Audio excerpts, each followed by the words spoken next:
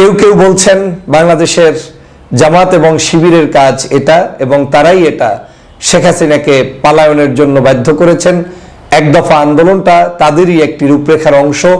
জনগণ যারা এখানে মিছিল মিটিং করেছেন সিংহভাগ তাদের লোকজন সর্বাগ্রে ছিল এ মন্তব্য করছেন খোদ আওয়ামী লীগ সহ শেখ হাসিনা সহ বাংলাদেশের অনেক মানুষ। পাশাপাশি এটাও মানুষ বলছেন যে বাংলাদেশের সর্ববৃহৎ দল বাংলাদেশ জাতীয়তাবাদী দলের সমর্থন ছাড়া, সহযোগিতা ছাড়া, প্ল্যান ছাড়া এই আন্দোলন সফল হতো না। অনেকে বলছেন ছাত্র জনতাই শুধুমাত্র তাদের এই আন্দোলনের গোপন সকল ধরনের পরিকল্পনার অংশকারী এবং তারাই এটাকে বাস্তবায়ন করেছেন, জনগণ তাদের পিছনে সাহায্য করেছেন। জুলাই বিপ্লবের আমি একজন যোদ্ধা, আমি একজন সহযোগী, আমি অনলাইনে জুলাই যোদ্ধা হিসেবে নিজেকে সগৌরবে মেনে নিয়েছি, কার্যক্রম পরিচালনা করেছি। আপনারা জানেন দীর্ঘ 6 বছর পর্যন্ত আমি বাংলাদেশে আসতে পারিনি। আজকের আমি কিছু সত্য কথা বলে যাব, যেই কথাগুলো আমি বিদেশে বসে জানতাম এবং কার মাধ্যমে জানতাম, কিভাবে জানতাম তার কিছু নজির আপনাদেরকে জানানোর চেষ্টা করব। আসলেই কি জামাত শিবির কিংবা এই সংগঠন ছাড়া আর কার কি অবদান আছে আমি যতটুকু জানি সেটা বলার চেষ্টা করব। শেখ হাসিনা আমাকে বাংলাদেশে দীর্ঘ 6 বছর আসতে দেয়নি। না দেওয়ার কারণে আমি কয়েকটা দেশে পালিয়ে থাকতে হয়েছে, বিভিন্ন জায়গায় আমাকে আশ্রয় নিতে হয়েছে, তার মধ্যে তুরস্ক একটি অন্যতম রাষ্ট্র। জুলাই যখন বিপ্লবটি সাধিত হয় তখন আমি মালয়েশিয়া থেকে তুরস্কে এসে অবস্থান করছি। পরিবার আমার তখন মালয়েশিয়াতে অবস্থান করছে। সর্বশেষ মালয়েশিয়ার সরকারের সেখানেও ইমিগ্রেশনে আমার বিরুদ্ধে শেখ হাসিনার নালিশ করার কারণে আমাকে বেশ খানিকটা বের হওয়ার সময় অনেক বিড়ম্বনার সৃষ্টি হয়েছে। একবার ফ্লাইট ক্যান্সেল হয়েছে, পরবর্তীতে আবার নতুন করে টিকিট কেটে সেখানে ইমিগ্রেশনে অনেক সময় পার করে বের হতে পেরেছিলাম আলহামদুলিল্লাহ। কিন্তু ওই যেদিন বের হয়েছিলাম ওই দিন কখনো ভাবতে পারিনি যে এই বের হওয়ার মধ্য দিয়েই শেখ হাসিনার পতন নিশ্চিত করে তারপরে বাংলাদেশে আমি ফেরত আসতে পারবো। আমি মনে করেছি তুরস্কে যাচ্ছি, হয়তো তুরস্ক থেকে আরো কোথাও না কোথাও আমাকে যেতে হবে। তুর্কি আমি যখন যাই এবং তুরস্কে অবস্থান করি তার কিছুদিন পরেই বাংলাদেশ জামাত ইসলামের আমির ডাক্তার শফিকুর রহমান সাহেব তুরস্কে আগমন করেন। আপনারা জানতে পারেন যে আপনি তো ভিন্ন দল করেন, তাহলে ডাক্তার শফিকুর রহমান সাহেবের সাথে আপনার সম্পর্কের সূত্র কি, কিভাবে তিনি আপনাকে স্নেহ করেন, সেটা একটু আমি বলে রাখলেই তার পরবর্তীতে এই ব্যাখ্যাগুলো দিলে আপনাদের কাছে বিশ্বাসযোগ্য এবং ভালো মনে হবে। ডাক্তার শফিকুর রহমান সাহেব যেদিন থেকে আমাকে চিনেছেন, সম্ভবত 2018 সালের পরে 19 সালের দিকে করোনাকালীন সময়ে, সেই সময় থেকে আমি একজন দেশপ্রেমিক হিসাবে কাজ করছি, দেশের জন্য লড়াই করছি, মজলুম মানুষের পক্ষে কথা বলছি। বিএনপি, জামাত, হেফাজত, চরমনাই, ডানপন্থী সকল মানুষদের যার যখন জুলুম হয়েছে সবার পক্ষে আমি দাঁড়িয়েছি। এটাকে উনি অ্যাপ্রিসিয়েট করতেন। উনি সবসময় ফোনে অন্তত নাম্বার যেভাবেই হোক তার কাছে আমার নাম্বার যায়, আমার কাছে তার নাম্বার আসে, তিনি আমার খোঁজ খবর রাখতেন। এর অংশ হিসেবে উনি জেলে যাওয়ার আগে, জেলে যাওয়ার পরে, বের হওয়ার পরে, এমনকি খোঁজ জেলে থাকতে উনি খোঁজ রাখতেন। উনি জানতেন আমি ভিন্ন মতের, কিন্তু উনি এতটুকু বিশ্বাস করতেন যে আমার দ্বারা কখনোই ধর্মভিত্তিক কোনো দলের ক্ষতি যেমন হবে না, ইসলামী মূল্যবোধের ক্ষতি আমি কোনোদিন করতে দিব না। এই বিশ্বাস ওনার ছিল বিধায় উনি আমাকে একেবারেই খুব কাছের মানুষ মনে করে অনেক বিষয় পরামর্শও দিতেন। আমি তার পরামর্শগুলোর জন্য আজকের জাতির সামনে তাকে আন্তরিকভাবে ধন্যবাদ জানাই।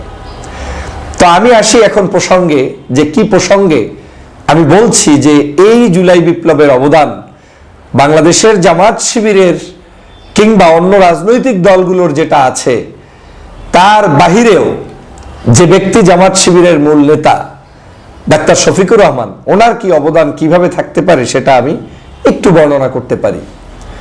উনি তুরস্কে আসেন 23শে জুন, সম্ভবত 23শে জুন সকালবেলা, তুরস্কের ফজর হওয়ার কিছুক্ষণ আগে উনি তুরস্কে ল্যান্ড করেন।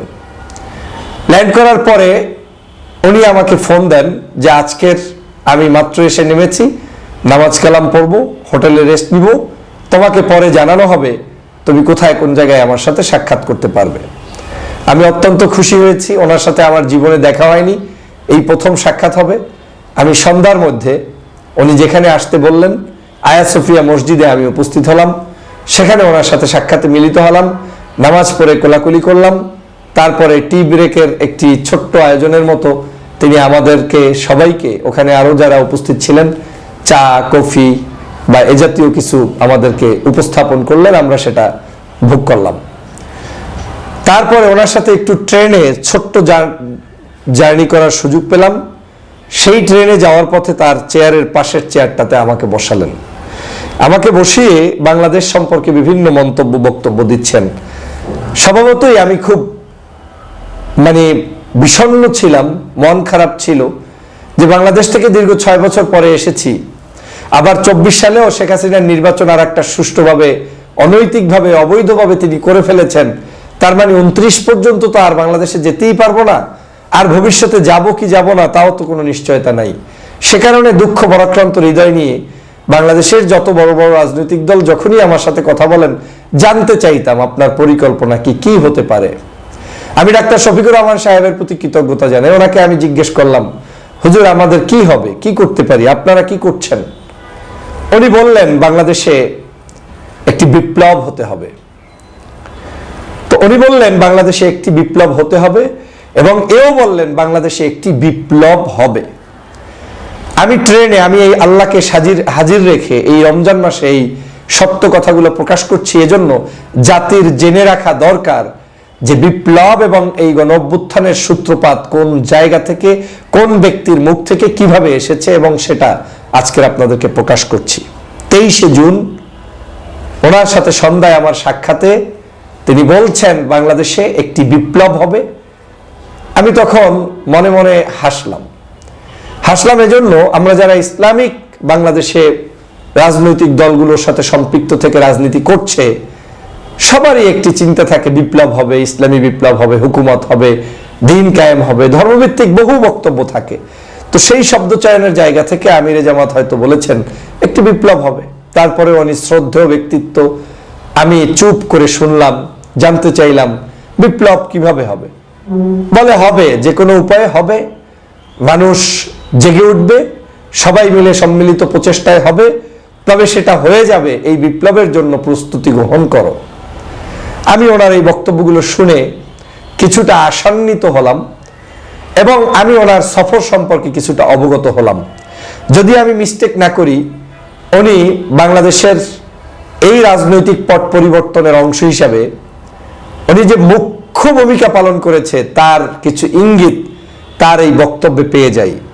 উনি কয়েকটি রাষ্ট্র, উল্লেখযোগ্য পরাশক্তির কয়েকটি রাষ্ট্র তখন ভিজিট করেন, যেটা আমি জানি, এবং তুরস্কের পরেই এই ভিজিটগুলো সম্পন্ন হয়।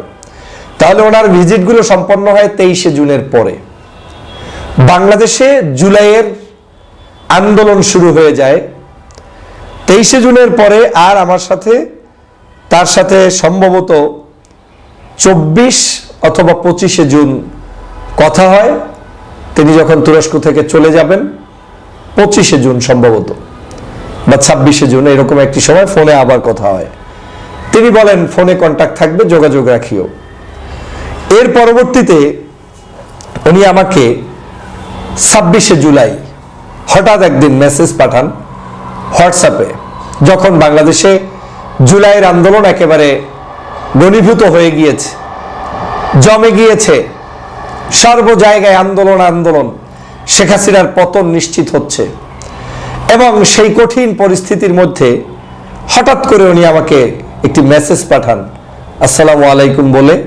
ইংলিশে মেসেজটার সার মর্ম হচ্ছে, তুমি এই বিশেষ অ্যাপসটি ডাউনলোড করো, তোমার সাথে হয়তো আমার যোগাযোগ রক্ষা করতে হলে এই জায়গায় কথা বলতে হবে। আমার হঠাৎ করে মাথা একটু হলেও চিন্তায় পড়ে গেলাম যে লোকটার সাথে আমার যখন হোয়াটসঅ্যাপে কথা হবে, সেই লোকটা আমাকে বিশেষ কিছুর মাধ্যমে যোগাযোগ করতে চায়, আন্দোলন চলমান, তাহলে এর মধ্যে কিন্তু আছে। আমি জানার চেষ্টা করলাম, বোঝার চেষ্টা করলাম, বিভিন্নভাবে আমি জানতে পারলাম বাংলাদেশের যে আন্দোলন চলমান রয়েছে, এই আন্দোলনে জামাত শিবির তাদের জীবনের সর্বোচ্চ মূল্য নিয়ে ঝাঁপিয়ে পড়ার জন্য কেন্দ্র নির্দেশিত বিশেষ পদ্ধতিতে তারা অবলম্বন করেছে। এবং আমি এও জানতে পারলাম ঢাকা শহরে তারা সর্বোচ্চ এই প্রায় 15-20 দিন পর্যন্ত বিভিন্ন জায়গা থেকে, প্রান্ত থেকে চিরা মুড়ি ডাল যে যেভাবে পেরেছে, যার যেখানে অবস্থান করার সুযোগ এসেছে, তারা তাদের সেই লক্ষ লক্ষ নেতাকর্মী নিয়ে উপস্থিত হয়েছে। আমার কাছে থাকা তথ্য অনুযায়ী আমি তখন জানতে পেরেছি 25 থেকে 30 লক্ষ এডিশনাল পিপল, যারা কাউন্টেড ছাড়া জামাত শিবিরেরই নিজেদের ডেডিকেটেড পিপলদেরকে ঢাকা শহরে নিয়ে আসতে সক্ষম হয়েছে। কম বেশি হতে পারে, মিডিয়ায় এক ধরনের তথ্য আসতে পারে, এমনকি অনেকে 50 লক্ষও বলেছেন, যদিও আমি সেটাকে খুব একটা গুরুত্বের সাথে দেখি না। আমি 25-30 লক্ষ জামাত শিবির আসতে পারে এ ধারণাটা আমার আছে।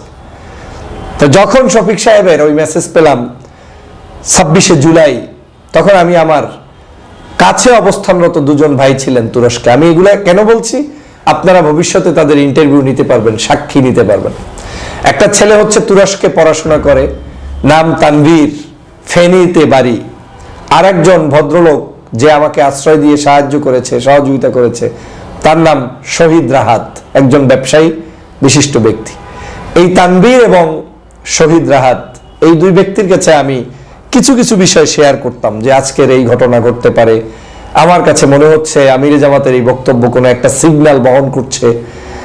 তো তারা হতভম্ব হতেন, বলতেন না ভাইয়া এগুলা হতেও পারে, নাও হতে পারে।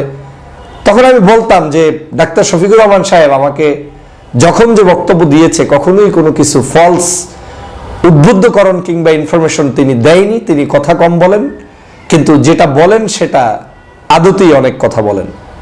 এর বাইরে অনেক কথা, জেল জুলুম অত্যাচার, কি অবস্থা, কেমন দেশ কেমন যাচ্ছে, সেগুলো নিয়ে ভিডিও করলে আপনাদের 3 ঘন্টায় শেষ হবে না। শফিক সাহেবের সাথে আমার কি কি কথা, এগুলো বলার সুযোগ নেই, আর এটা আমি বলতেও চাই না। আমি শুধু এই কথাটাই বলতে চাই যে এই বিপ্লবের তিনি একজন সাথী কিভাবে হলেন, তার যে গোপন একটি পরিকল্পনায় এগুলো হতে পারে, সেই জায়গাটা জাতির ইতিহাসে যাতে লিপিবদ্ধ থাকে, সেজন্য আজকের ডেট সহ ম্যান সহ আমি আপনাদেরকে বলছি। ওনার এই অ্যাপসের পরে আমি ওনাকে অ্যাপসে মেসেজ পাঠালাম, সাথে সাথে উনি হয়তো 1-2 ঘন্টা পরে বা 6 ঘন্টা পরে রিপ্লাই আসলো, please pray for our victory, আমাদের স্বাধীনতার জন্য, নতুন স্বাধীনতার জন্য তুমি আমাদের জন্য দোয়া করো। এবং আমার বুঝতে আর বাকি নেই যে বাংলাদেশের এই জায়গাটায় তিনি কি অবদান রাখছেন। জুলাই বিপ্লব চলতে থাকলো, আমরা সেই আন্দোলনের আমি দিন রাত 24 ঘন্টা ভিডিও বানালাম, বক্তব্য দিলাম, লাইভে যেতে থাকলাম। বাংলাদেশে ইন্টারনেট বন্ধ, আমি চেষ্টা করলাম জানার পরেও যে বাংলাদেশের বন্ধ, কিন্তু কোটি বাংলাদেশি বিদেশে জাগ্রত যারা তথ্য শুনতে চায়, জানতে চায়, আমি সামহাও যে কোনো ইনফরমেশন পেলে সেখান থেকে তথ্যগুলো নিয়ে আসতাম, রাত ভর কান্না করতাম, আপনাদেরকে উদ্বুদ্ধ করতাম। সেগুলো আপনারাই এখন কমেন্টস বক্সে সাক্ষী হিসেবে লিখে যেতে পারবেন আমি কি করেছি কি করি নাই।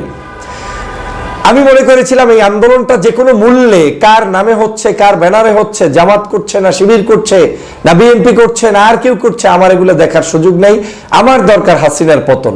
এই চেতনা নিয়ে আমি আপনাদের সাথে নির্দলীয় বক্তব্য দিতাম, সবাইকে উৎসাহ যোগাতাম যে বিপদ মুক্ত হলে বিএনপির জন্যও কল্যাণ, জামাতের জন্যও কল্যাণ, আমাদের দেশবাসীর জন্যও কল্যাণ। আর বিপদ থেকে গেলে ক্রেডিট নিয়ে লাফালাফি করলে কল্যাণ তো নয়, সবারই অকল্যাণ। অতএব জামাত যদি এই কার্যক্রম করে বিজয় অর্জন করে দিতে পারে আমার, তাহলে আমার কোনো আপত্তি নেই। আমি সেই সেন্সে এই কথাগুলো মানে সবসময় আপনাদেরকে বলতাম। আমি এই আন্দোলন চলাকালীন সময়ে সরাসরি আমার সাথে তারেক রহমান সাহেবের বক্তব্য বা ফোনে কথা হয়নি, কিন্তু আমি তার আশেপাশে থাকা কিছু মানুষদের সাথেও কথা বলার চেষ্টা করতাম এবং ইউনিটি রক্ষার জন্য আমি অবদান রাখতাম, আমি তাদেরকে উদ্বুদ্ধ করতাম এবং তারাও আমার তৎকালীন সময়ের বক্তব্যগুলোকে অ্যাপ্রিসিয়েট করতো, কারণ তারাও বিপদে আছে। তারা এখানে জামাত করুক শিবির করুক এটা নিয়ে তাদের কোনো বৈষম্য ছিল না, যেটা এখন এই 5 তারিখের পরে আমরা দেখতে পাচ্ছি বিএনপি জামাত একে অপরের পিছনে কথা বলা শুরু হয়েছে। এবং তাতে কিঞ্চিত আমি বিড়ম্বনায় পড়েছি, কারণ আমি মজলুমের পক্ষে সবার জন্য ছিলাম, কিন্তু যখন 5 তারিখের পরে এখানে আবার নতুন করে কেমন কেমন কথাবার্তা শুরু হয়েছে, তখন আমাকে মজলুমের পক্ষে থাকতে গিয়ে অনেক ট্যাগিং এর শিকার হতে হচ্ছে। যাই হোক, সে ভিন্ন আলোচনা। আমি কি করেছি কি করি নাই, দেশের জন্য কি করেছি, বিএনপির জন্য কি করেছি, জামাত শিবির বা হেফাজত চরমনায়ের জন্য কি করেছি, একমাত্র আল্লাহর সন্তুষ্টি, এবং আল্লাহ তাআলা সেটা ভালো করে জানেন। তো ডাক্তার শফিকুর রহমান সাহেবের এই আন্দোলন সংগ্রাম, জামাত শিবিরের ভিতরে ভিতরে কার্যক্রম এই চলমান রয়েছে। হঠাৎ আমি একদিন আবার এই ইন্টারনেট বন্ধ, যে কোনো মূল্যে বাংলাদেশের কার্যক্রম চলছে, আমার দৃঢ় বিশ্বাস ছিল যে শফিক সাহেব আমার খোঁজ রাখছেন, যে কোনো বিপদে আপদে তিনি অবশ্যই কোনো না কোনো সিগন্যাল আমাকে দিবেন, আমি অপেক্ষায় থাকতাম, কিন্তু আমার কার্যক্রম আমি চলমান রাখতাম। অন্যদিকে বিএনপি জামাত তাদের সকলের পেজগুলোকে অবজার্ভ করার চেষ্টা করতাম। শফিক সাহেবের মেসেজ এবং জামাতের পেজের বক্তব্যগুলো, সমন্বয়কদের বক্তব্যগুলো সেমিলার হচ্ছে কিনা, বিএনপির বক্তব্যগুলো সেম আসতেছে কিনা, এটাকে আমি নিজে একটা পিকচার নিজের সামনে দাঁড় করাতাম। আমি ম্যাক্সিমাম ক্ষেত্রে আমিরের কথোপকথনের স্টাইল, জামাতের কিছু বড় ভাইদের বক্তব্য, ফেসবুকে পোস্ট, মানুষের অবস্থান, বিভিন্ন জায়গায় অবস্থান এবং সমন্বয়কদের সেমিলার পেতাম। তখন আমার কাছে মনে হতো যে এটা একটা বিশেষ পদ্ধতিতে সাজানো কার্যক্রম চলছে। এমনও হতে পারে যারা আন্দোলনের মূল জায়গায় এসে নেতৃত্বের একে আছে, হয়তো তিনি অনেক কিছু বুঝবেন না, কিন্তু বেকআপটা জামাত শিবির দিচ্ছে, এটা আমার ধারণা তৈরি হয়ে গিয়েছিল এবং এখনো এই ধারণাটা আমি পোষণ করি, কোনো সন্দেহ নেই। কারণ মিথ্যা ইতিহাস বলে তো লাভ নেই, যেটা সত্য সেটা জাতিকে জানাতে হবে, অসত্যকে জাতির কাছে প্রতিষ্ঠিত করে লাভটা কি? আমি চরমনায়ের পীর সাহেব হুজুরের আপনার মিছিলগুলো দেখতাম, তার আন্দোলনে নামার ইতিহাস দেখতাম, আমি কৃতজ্ঞতা জানাই তার প্রতি এবং তাদের সেই, কিন্তু কমিউনিকেশন করার সুযোগ হয়নি। তাদের অ্যাক্টিভিটিসগুলো আমাকে ভালো লেগেছে এবং ভালো বেসেছি।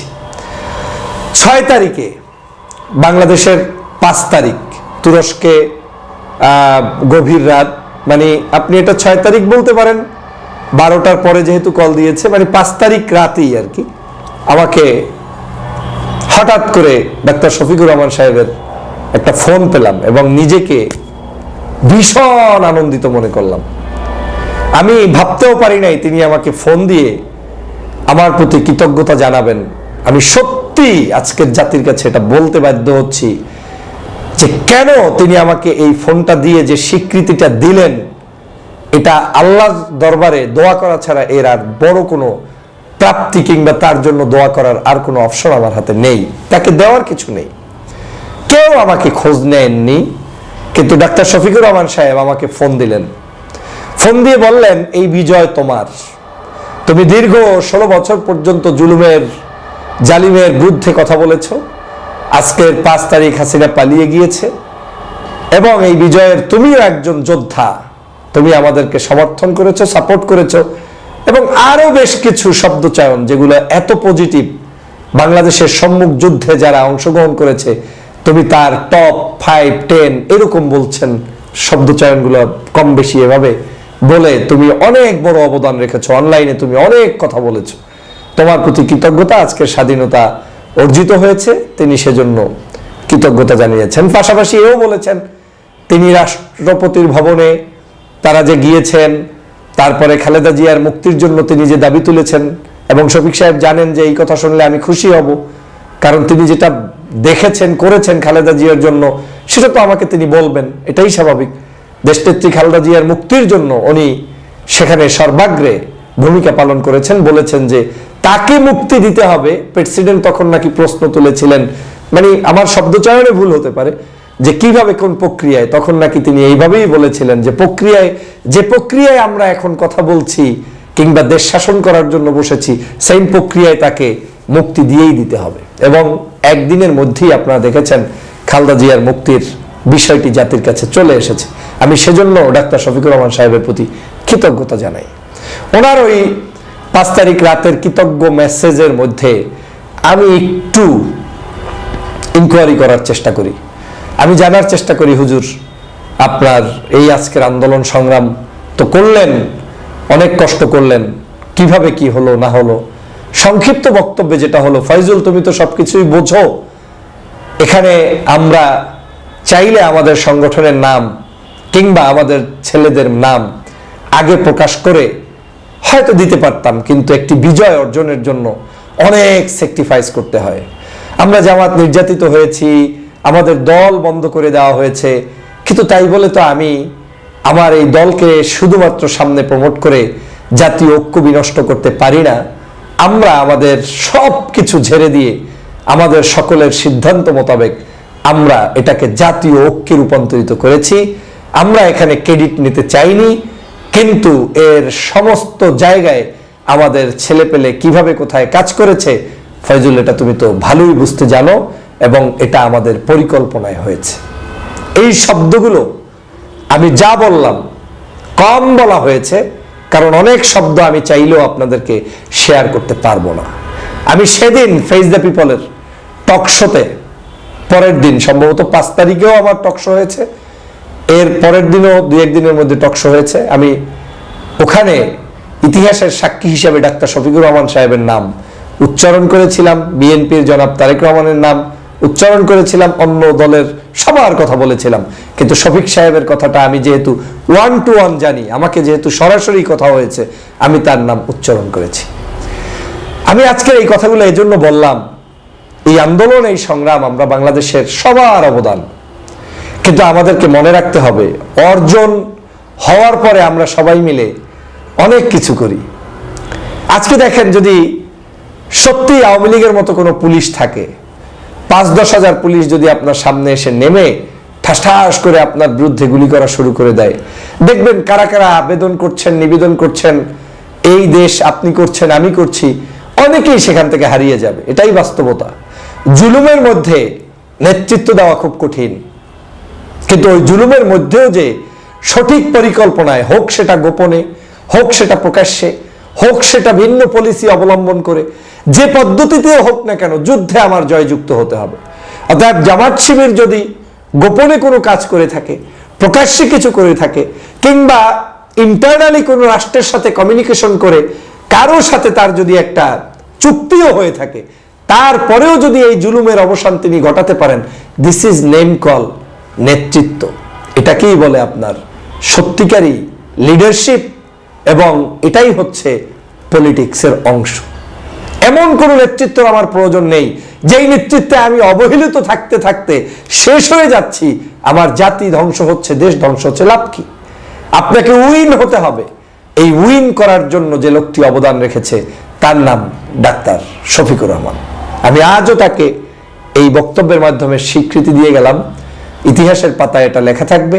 আমি যখন বই লিখব, আমি যখন আমার এই ইতিহাসগুলো আপনাদেরকে বর্ণনা করব, সময় পাচ্ছি না, বিদায় হচ্ছে না, সুযোগ পেলে তখন লম্বা সময়ে গত 16 বছরের বিভিন্ন পালা পরিক্রমায় তাদের অবদান, অন্যদের অবদান, আমার অবদান, আপনাদের অবদান, সবগুলোই এখানে আসবে।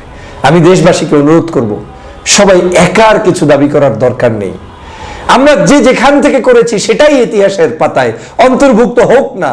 হতে পারে আপনার তথ্যটি আমি আদৌ জানি না, যেমন আমি আজকে যেটা বললাম, শফিক সাহেব এই ভিডিও দেখলে তিনিও হয়তো উত্তর উঠবেন যে কিরে, এই সকল জিনিস তো জাতির কাছে কোনোদিন আমি বলিনি। তাহলে আমি আজকের ইতিহাসের সাক্ষী হয়ে আজকের এই শব্দচয়ন করলাম। আশা করি আপনাদের এই ভিডিওটি ভালো লেগেছে, বক্তব্য ভালো লেগেছে। ইতিহাসকে জানার চেষ্টা করুন, মিথ্যাকে পরিহার করুন, সত্যের পথে থাকুন। আজ আবারও বলছি, রোজা মুখে বলছি, এই যা বলছি সবই সত্য। এখানে কিঞ্চিত বাড়িয়ে শফিক সাহেবের